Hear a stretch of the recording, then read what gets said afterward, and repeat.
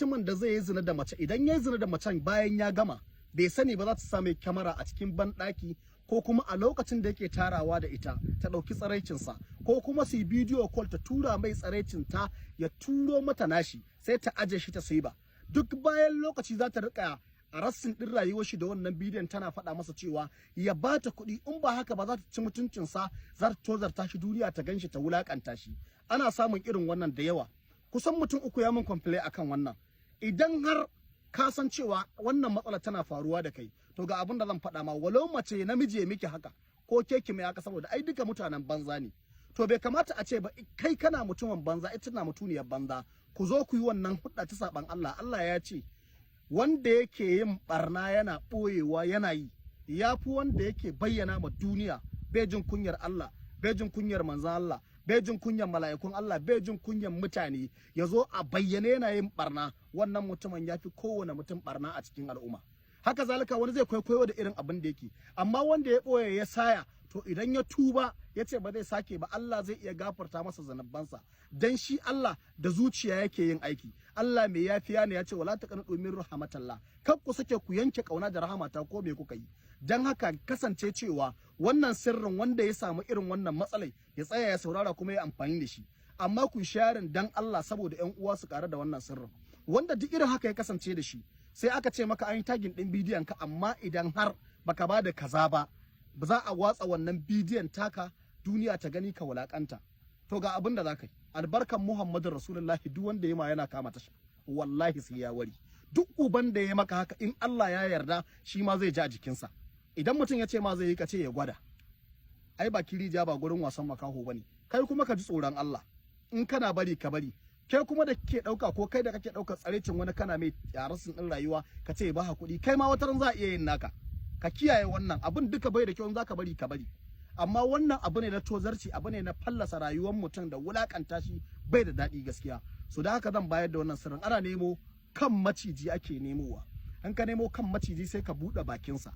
ma'ana ɗanye kenan sai ka sa ice ka tsira bakin haka ka buɗe shi ka tangale shi yana buɗe idan ka tangale shi yana buɗe to abin da ake da bukata ka nemo tsohon kyalle ko mai kyau ko na banza ko ma wani irin dai kyalle ne na atamfa sai ka tusa a cikin bakin shi sai ka rike bakin haka sai ka tauna barkono bakin barkono in ka tauna sai ka rike sai ka kira sunan mutumin da yace zai tozarta ka kowane ne akan irin haka ya muƙit sai ka tofa ya muƙit sai ka tofa ana yin wannan kafa 313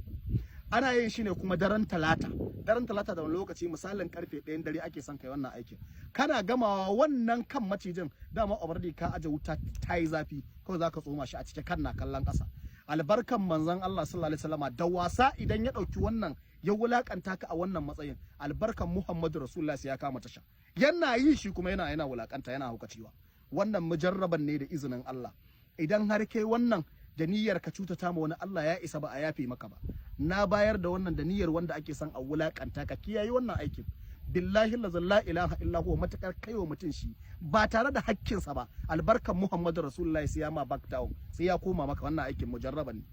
ine ba kowa fatan alkhairi daga naku Halifa Jibiya wanda ke neman number waya ta akwai akan profile dina amma ka sani cewa ni ba a damu na da tambaye in na bada sirri ina badawa dan Allah kuma ina badawa ne dan al'umma ta karo ban taba cewa ka ban sisin ka ba bai zama dole sai ka tsaya ka dauka ba sharin ma bai zama dole ba amma matukar naga abu kaza Allah ya ban sani akan shi kuma zan taimaka mutane wallahi sai na taimaka musu da shi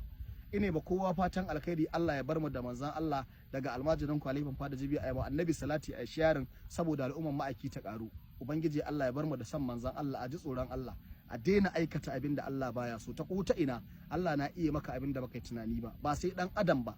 amma an ce wanda baya tsoron mutum baya jin tsoron Allah dan wanda ke tsoron mutum shi ma yana tsoron Allah zaka ce wai wannan wai me ya isa yi mun ƙarya kake yi mutum zai maka abin da Allah bai maka ba saboda mutum ne zai iya maka zai iya cutar da kai Allah ba zai cutar da kai ba haka nan kawai mutum ne zai iya zuwa wurin boka ko wurin wani mugu a cima amana ko ya damfare ka Allah ba zai maka haka ba Allah bai maka haka ba amma mutum ya maka to shi yasa shi sharri na dan adam ko aljani na tsoron mutum mala'ika ma ya bai kai mutum daraja ba a gurin Allah